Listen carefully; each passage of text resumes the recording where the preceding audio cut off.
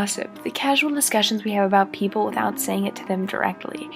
Many say it leads to negative backtalk and bullying, but is that all it is? And why do we do it so much?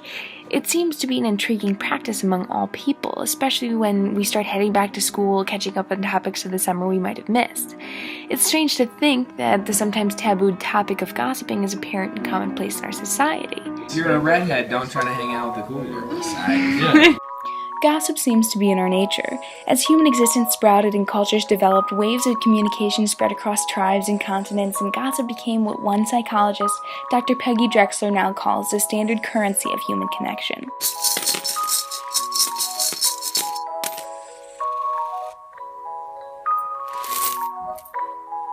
This currency is probably almost as old as language itself.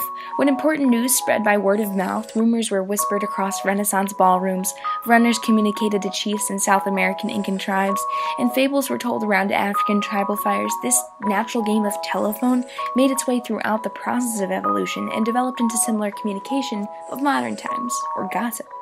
Nowadays, people use gossip as a simple way to receive social news or review the decisions and actions of others, sometimes in condemnation. However, a recent study by a Stanford Associate of Sociology, researchers challenged the negative aspects of gossip by illustrating some of the overlooked benefits of gossip and ostracism.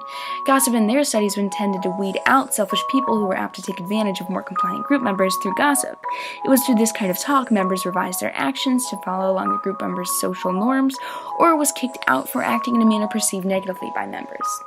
Through the lens of this study, this natural selection through gossip contributes to the narrowing of communities and even small friend groups, but can also create more positive behaviors of group members through checks and balances.